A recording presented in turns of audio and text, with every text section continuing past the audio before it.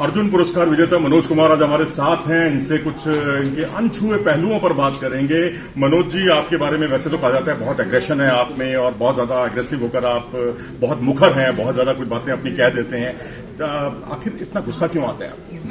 देखिए, खेल ही हमारा ऐसा है। कुछ मेरे फादर आर्मी से रहे हैं, 2 लड़ाई लड़ी है देश के लिए, तो अनुशासन के साथ अगर छेड़छाड़ हो तो गुस्सा तो जायज़ है। गुस्सा तो जायज़ है, लेकिन आप कुछ हल्की फुल्की अगर जिंदगी में सिर्फ बॉक्सिंग ही है, ईट बॉक्सिंग, स्लीप बॉक्सिंग, यही सब कुछ है या बॉक्सिंग के अलावा भी कुछ है? कुछ और भी कोई खेल खेलते हैं आप? नहीं, जैसे बॉक्सर बनने के लिए सभी खेलों का मिश्रण करना पड़ता है, तब जाके एक चैंपियन पैदा होता है boxer. Basketball, kho kho, handball, football, volleyball, basketball सभी खेल खेले जाते हैं। रेसलिंग भी की जाती है। तो रेसलिंग मैट पर या मिट्टी पर? नहीं, मिट्टी पे ही, देसी घास पे भी की जाती है। तो सब खेल खेलने के बाद ही एक बॉक्सर बना जाता है। चलिए, ब्रेकिंग न्यूज आपने दे दी हमें कि आप मतलब पहलवान लोगों के लिए बड़ी अच्छी खबर है कि आप बॉक्सिंग में चले गए। नहीं तो कुश्ती में अगर आप कंपटीशन देते हैं उनको बड़ा जबरदस्त। कॉमनवेल्थ गेम्स के चैंपियन भी रहे हैं और उसके अलावा भी इन्होंने तमाम जो है पदकों का अंबार लगा दिया। जहां तक अंतर्राष्ट्रीय प्रतियोगिताओं का सवाल है, आप फिल्में देखते हैं? बिल्कुल देखता हूँ। मैं सनी देओल की फिल्म बहुत देखी है मैंने बचपन में, उसी से बॉक्सिंग में शुरुआत हुई थी। जिसमें वो बॉक्सर बने हैं, मेरे क्या नाम है उसका? बॉक्सर भी सबसे पहले मैंने देखी थी उनकी, जिद्दी, घायल, दबा दब 3-4 हिट फिल्म आई थी, सुपर हिट, तो वो देखी थी मैंने। उसी से फिर मार धाड़ के चक्कर में बड़े भाई बॉक्सिंग करते थे तो उनकी तरफ एग्रेशन हो गया, उनको देख के फिर बॉक्सिंग में आ गए। कभी मिलना हुआ उनसे? नहीं, मिलना नहीं हुआ, लेकिन सोच रहा हूँ उनके माध्यम से धर्मेंद्र जी से भी मुलाकात हो जाए। अगर आप मिलेंगे उनसे तो क्या कहेंगे आप? क्या इच्छा होगी आपकी कि धर्मेंद्र जी को या सनी जी को क्या पैगाम देना चाहेंगे, क्या बात करना चाहेंगे?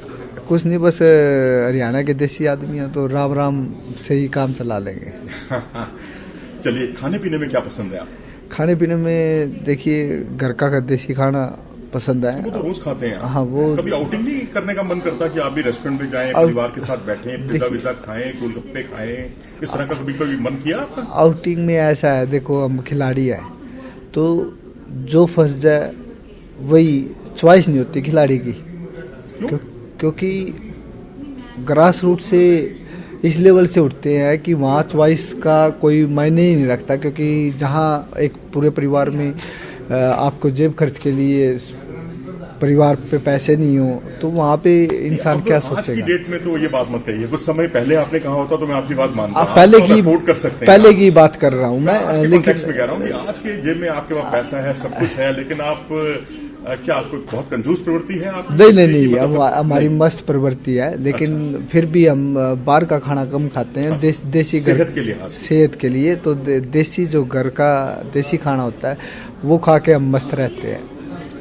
क्या चाहेंगे आप, किस तरह का सुझाव देना चाहेंगे कि बॉक्सिंग हमारी बुलंदियां छुए?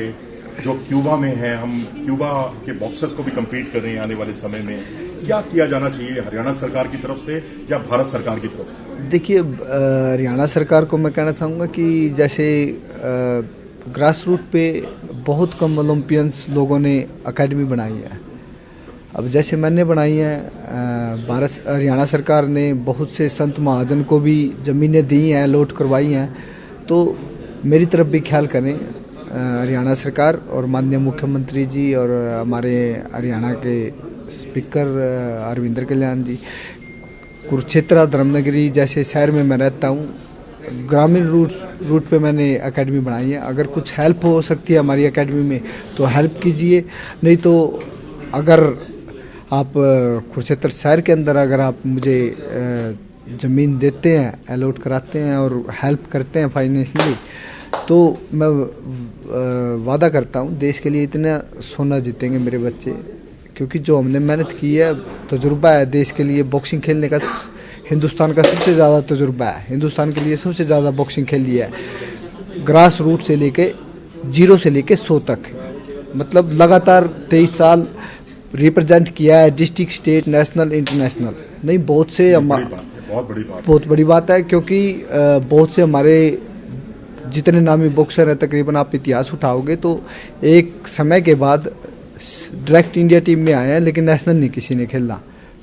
उसके बाद भी इंडिया टीम में 10-10, 15-15 साल रिप्रेजेंट कर गए। लेकिन टैलेंट कहाँ से लाओगे आप? क्योंकि हमने तो ये सुना है कि भाई आपकी जो पूरी बेल्ट है, हाँ, वहाँ बॉक्सिंग जो है बहुत ही हाशिए पर है। क्योंकि बॉक्सिंग तो जो कुछ हम सुनते हैं वही हरियाणा में कहीं होती है, तो भिवानी में होती है, हिसार में होती है, रोहतक में होती है, लेकिन आपकी इस बेल्ट में तो कहीं होती ही नहीं है। देखिए, अभी हमारे हरियाणा के सीएम माननीय मुख्यमंत्री नायब सैनी जी कुरुक्षेत्र के लोकसभा सांसद भी रहे हैं और पहले कुरुक्षेत्र से ही होम ग्राउंड है उनका।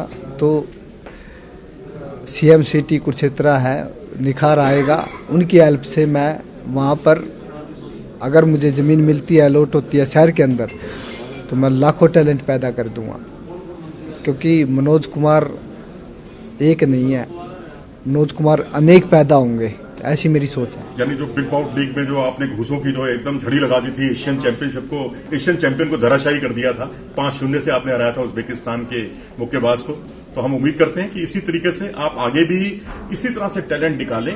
क्या कहना चाहेंगे आखिर में कि आपने जिस तरह से जो वन साइडेड कुश्तियां मुक्केबाजी में अपना एक मुकाम हासिल किया है आपने, तो वो मुकाम जो है आगे किस तरह से आप उसको आगे बढ़ाएंगे? एक एकेडमी खोलकर, या एकेडमी के अलावा भी आपको बहुत कुछ करना होगा? मैंने एकेडमी खोली है कुरुक्षेत्र में।